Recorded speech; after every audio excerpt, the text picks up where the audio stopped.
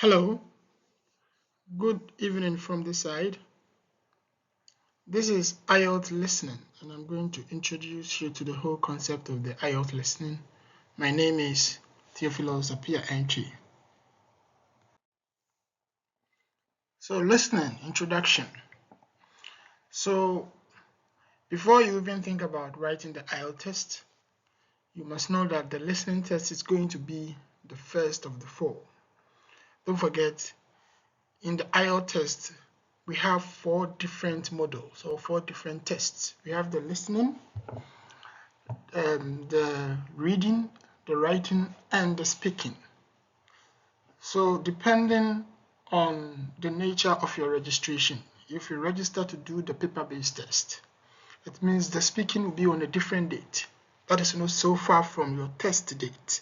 I've explained that already. And on the test date, you are going to do 3 tests. That is listening, reading, and writing in that order.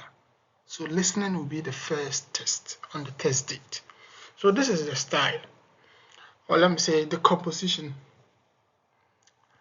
You are going to listen to an audio, and then you are going to respond to 40 questions. You are going to listen to the audio and respond to the 40 questions simultaneously, concurrently. You won't finish listening to the audio before you respond to the test. There are some proficiency tests that you listen to the audio, then they give you the questions to respond to.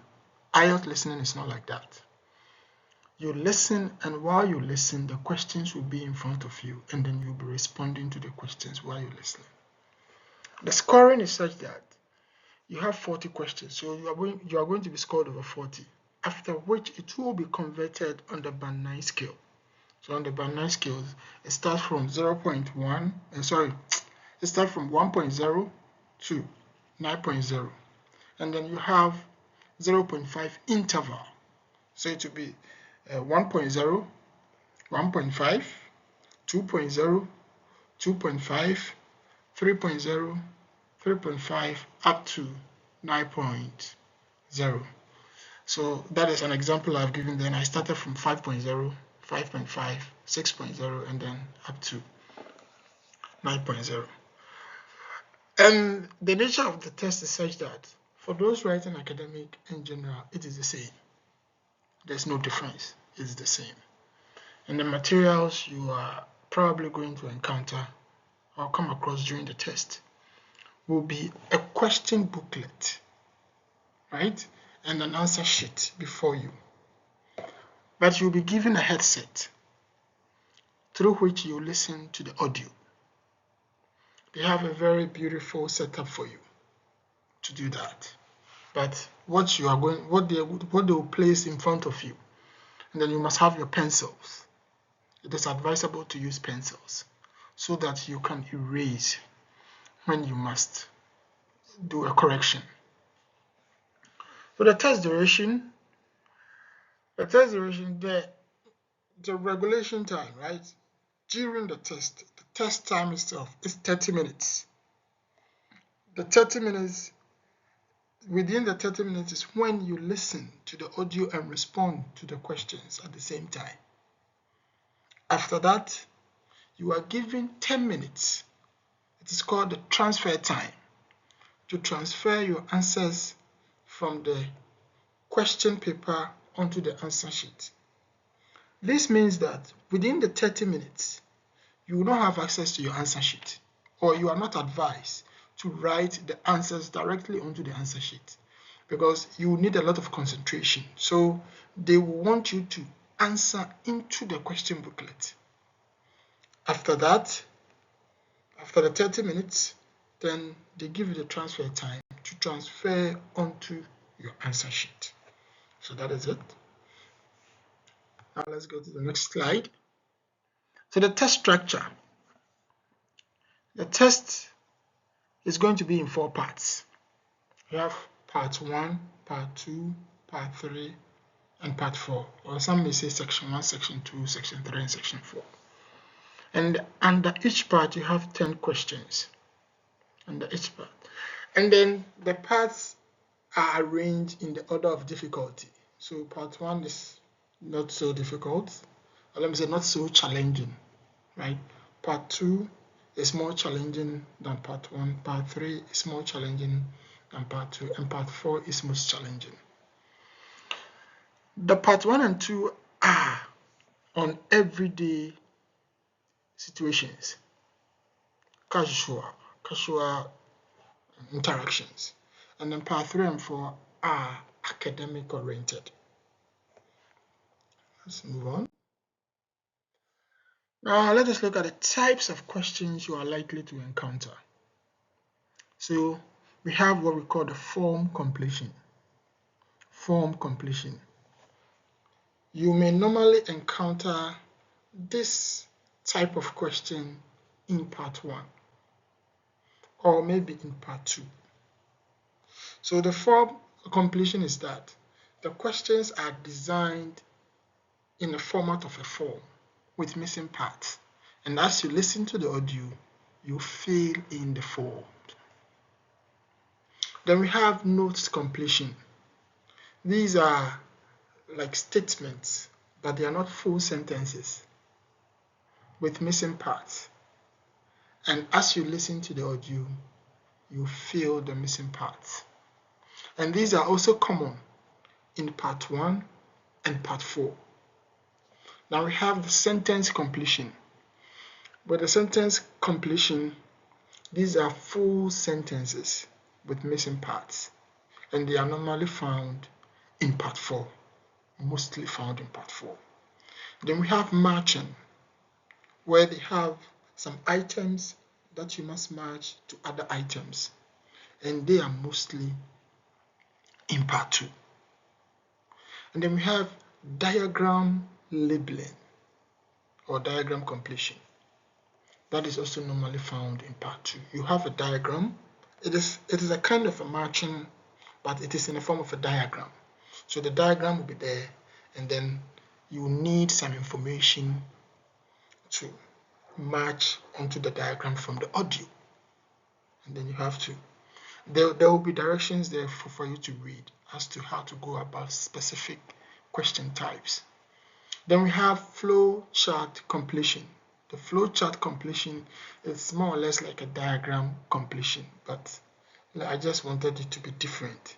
So you see that flow chart is like one step leads to another step, and it leads to another step like that until it ends. And this one is also will come with missing parts, and then you base on the audio to respond to such questions. Now let us look at the parts. For part 1, you are likely going to have 2 speakers, mostly 2 speakers. And then it is mostly a phone conversation, right? A typical example is somebody phoning into a hotel reception and then maybe entering a booking or requesting for a booking. And so the interaction between the hotel staff and the client is what has been organized into an audio for you, an extract, and then you use that audio to respond to questions. So it's more like the person on the other side will be requesting for information and be providing information, and then vice versa. So there'll be exchange, there'll be provision and receipt of information. And it's the easiest. It's not so challenging. It's the least challenged part. It requires specific information from the audio as answers. Specific information like names, numbers, locations, dates, like that. That is what is normally required as answers from the audio. Now let us go to part 2. Part 2 is going to be a single speaker, one person speaking. A typical example is a tour guide. You will sense the context of one person talking to a group. They might be offering a casual lecture, might be maybe a supervisor in a company speaking to a group of interns and offering them a brief lecture on maybe the environment they are going to work, right? Or maybe a tour guide taking a group of maybe students on the tour and giving them the history behind maybe a particular location or something like that. And then as you listen, you respond to questions. And then it's going to be more difficult than the part 1, as I have already stated. Now let's go to part 3. Part 3 is academic oriented.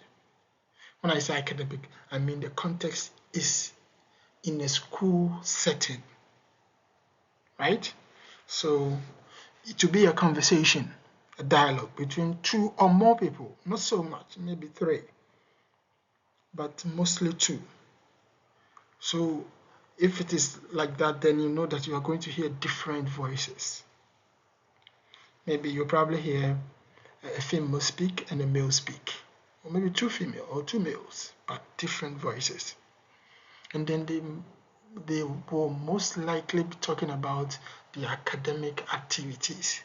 They might be talking about their project work or an assignment or a lecture they must attend or something related to the academic work. So you most likely hear words that are academic oriented, like project reports, assignments, observation, study, or things like that. Data, information, analysis, and stuff like that. Words that are in the register of academics. You'll probably be hearing a lot of them there. So students are advised not to forget about their interactions when they were in school, because it's going to be like a simulation of that. And it is more difficult than part 1 and 2, as stated. So let us move on to part 4. Part 4 is an academic lecture.